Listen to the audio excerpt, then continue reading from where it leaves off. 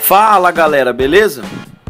Hoje nós vamos falar sobre um assunto que é bastante comum na ginecologia, sendo a endocrinopatia mais comum da mulher. Nós vamos falar sobre a síndrome dos ovários policísticos. Essa síndrome já foi conhecida como doença esclerocística do ovário e também é conhecida por outros sinônimos como anovulação crônica hiperandrogênica, policistose ovariana, anovulação normogonadotrófica ou pelo epônimo síndrome de Stein-Leventhal, em homenagem a dois médicos que descreveram melhor a doença e delimitaram o quadro clínico de uma forma mais homogênea. Como conceitos, a síndrome se caracteriza com perda da ciclicidade ovulatória, por alterações nos mecanismos de retrocontrole hipotalâmico e hipofisário ovariano, resultando em ciclos anovulatórios regulares, com graus variados de hiperandrogenismo manifestado clínica ou laboratorialmente. De uma forma didática e resumida, basta você pensar que essas pacientes com ovários policísticos apresentam uma alteração do ciclo menstrual por uma disfunção do eixo, além de um estado hiperandrogênico, seja manifestado na clínica ou no laboratório. Como epidêmio, é importante a gente destacar que a endocrinopatia é mais comum da mulher, como eu já falei, atingindo de 5 a 10% das mulheres em idade reprodutiva, sendo 10% delas adolescentes. O hiperandrogenismo está presente em 80% dos casos e os ciclos irregulares em 90%. Por fim, vale destacar que é a causa mais comum de infertilidade por anovulação crônica. Para entender a fisiopatologia, eu fiz esse quadro.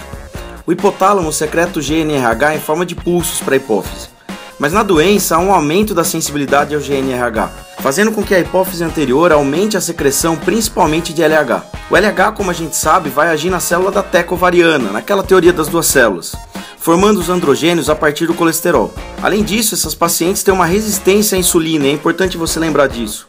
Essa insulina vai agir na célula da teca, aumentando ainda mais a produção dos androgênios, parando o desenvolvimento do folículo, fazendo com que eles entrem em atresia e formem cistos na camada albugínea, explicando dessa forma a anovulação e o achado de múltiplos cistos no exame de imagem. Como esses androgênios estão aumentados, há uma diminuição de SHBG, e isso vai causar o aumento da testosterona livre, que vai causar o hirsutismo.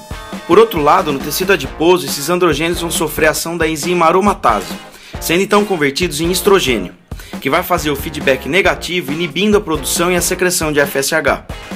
É importante lembrar também que as pacientes obesas têm uma maior conversão de androstenediona em estrona, por ação da aromatase. Isso vai fazer com que o endométrio esteja sempre sob a ação do estrogênio, proliferando e aumentando o risco de CA de endométrio. Eu citei aqui as principais repercussões clínicas.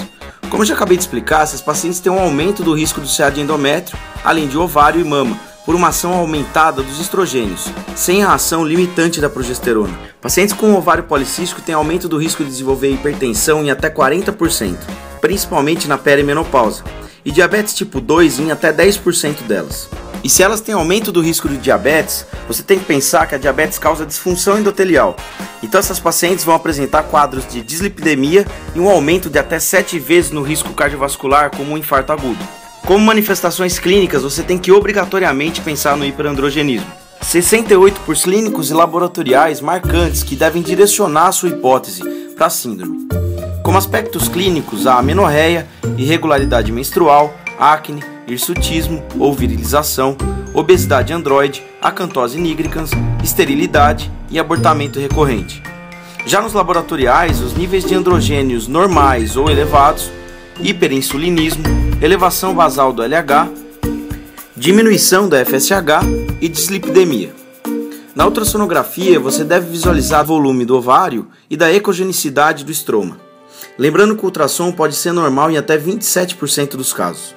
Como critério diagnóstico, a gente utiliza os critérios de Rotterdam de progesterona 10 mg ao dia por 12 dias no mês. Para resistência à insulina, o acetato de ciproterona, que combate o hiperandrogenismo, e a espironolactona.